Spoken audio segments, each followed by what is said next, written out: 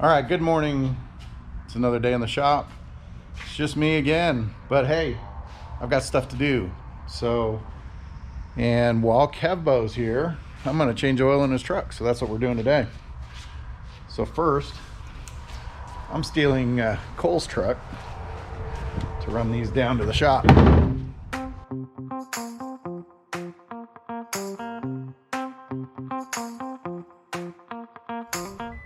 All right, here's Cole's truck. Let's see. This is fairly new. Oh, 1,400 miles. All right, let's see what this thing can do. Oh man, he's short. Oh, that's better. So these Tacomas that we use are great, reliable, but we do get a pretty base model for what we do. I mean, it's a nice truck, but they are so reliable and they hold their value way better.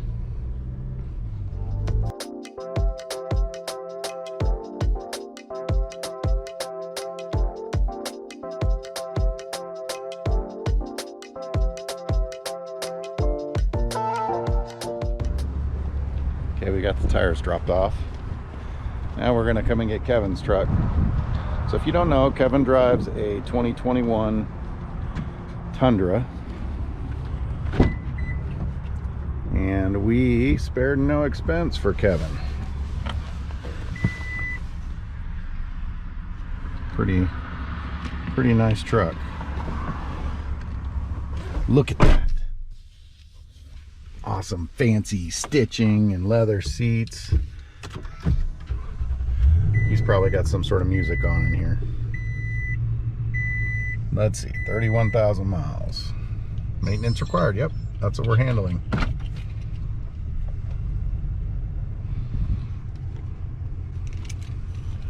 So we'll get this thing swung into the shop and we'll do an oil change, tire rotation, simple service on it. Get him back on the road. All right, we've got her in the shop. Let's see. This is the 2021 5.7 liter Toyota motor. And we're going to do an oil change today. Let's make sure we got the right equipment. Need to run down and get a wrench. We have this is not our first Tundra. They have a filter that is not in it's not a screw-on canister like most of them. It's an internal filter, and you have to unscrew the housing itself, which requires a special tool that attaches to your ratchet. We have one, but I took it to Omaha because that's where our 2019 Tundra is. So I gotta go pick up another one. So we'll have one here for Kevin's truck. So I'll go grab that and then we'll go through the other stuff that you might need. Okay, here's where we're at. We're ready to do our oil change. Obviously you need an oil drain pan, which I'll pull that out. The tools that you'll need on a Tundra are this. You're gonna need a filter. It's an internal filter. And you're also gonna need the tool to undo the cap. I'm gonna make sure this is the right one. You need a 14. Now I'm going to get some haters about using a ratchet and not a wrench on the oil drain plug, but I prefer a ratchet with a socket because it doesn't strip it out as easy. And then you need a 10 millimeter. You can use a ratchet or you can use a drill to undo the skid plate. This truck specs 0 weight, 0W20. It does say it on the cap. So it comes from the manufacturer, synthetic oil. We like to use AMSOIL just because Ryan's neighbor is a dealer and it does really well. So we use the Signature series. It is rated up to 25,000 miles, which we don't go that far, mainly because the filter is rated for 15. So we can go up to 15,000 miles on an oil change. So that's what we prefer to use. You guys can use whatever oil you like, but make sure it's 0W20. So first step, we're going to get underneath, pull the skid plate off, get the oil drained out. Make sure whenever you're doing an oil change that the motor, you warm it up. Woo, that's warm. You want to warm it up because the oil is a little bit thicker when it's cold, and you want to get it circulating through the pump and everything so that it's a little bit warmer. It'll drain out easier and fully drain out, not just leave some of the oil behind and maybe particulates. So it's been warm. Kevin drove it here from Kansas, so we're ready to go. We'll get underneath it and get this thing started. Okay, coming down underneath the truck, first thing you're going to notice is the skid plate. This needs to come off. So you've got, I'm going to need an extension. You've got 10mm bolts, a few of them here and there. We need to pull that off to access the filter. So yeah, anyway, we're going to pull this skid plate off. That's going to give us access to the filter, and then we'll get draining oil, get the filter out, get a new one in. So we'll start with that.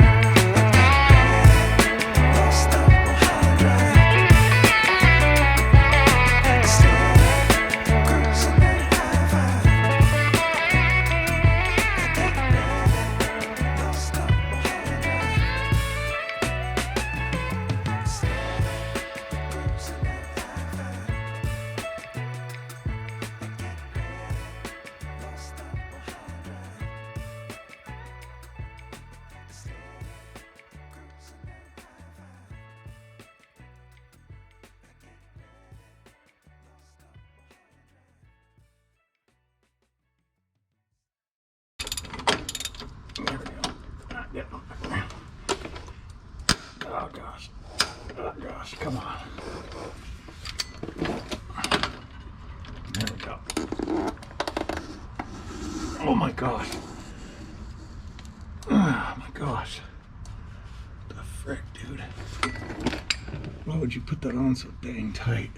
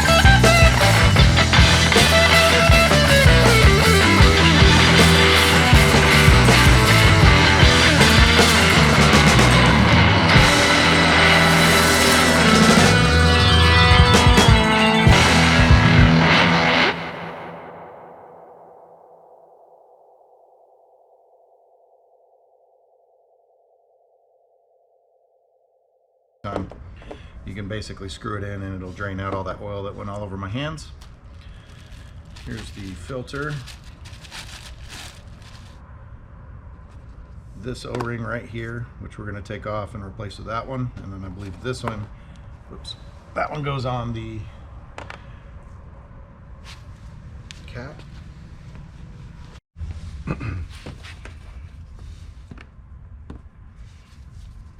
Make sure and lube up your O-ring before you put it on, and then carefully guide it down into the groove where it sits. Put our filter in there.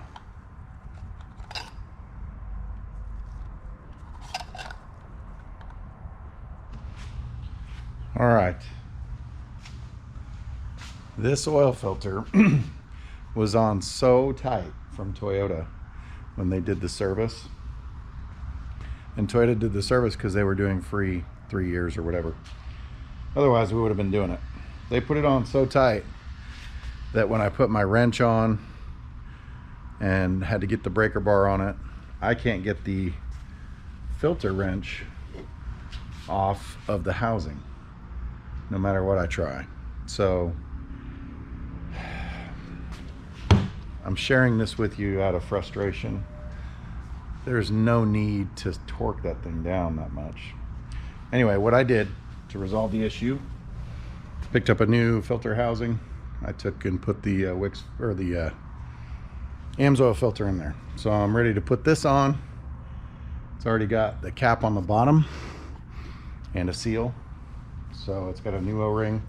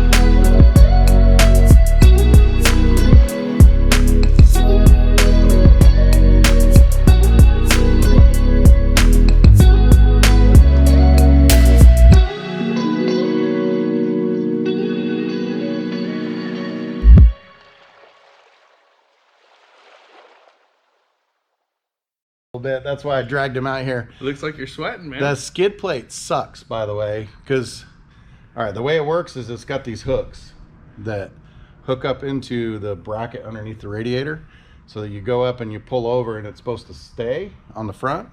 Then you can hold the back and do all the bolts, but it's not a one-person deal. No, you gotta have 3 hands for it. Or I wonder if it was lifted up. A guy could probably do it, but not from maybe it was just from a creeper. It was just hard from the creeper. Anyway, truck's done. It's good. First time, changed the oil. It sucked, but now we know what to do. Next time I'll be better. Did you take a picture of the? Yeah, I should. Did you show them all that stuff over there? And then we've had it. This is at the dealership. This is our first service on our own, and it's missing 2 of the 3 bolts and clips to hold the skid plate on. No, it's the bumper cover. The bumper cover to the skid plate. Yeah. So there's little retainer clips that snap into the skid plate, and then you run a bolt through it. And the bolts weren't there because the little retainer clips weren't. So now you've got 1 out of 3. That's not good. 1 out of 3. We're gonna have to go to the dealership and talk to them about that. Anyway, I'm coming for you. It's all done. Hopefully you have fun with your Tundra. We like this one. We just don't like to change oil. It's a good truck. Anyway, we'll see you guys next time. See ya.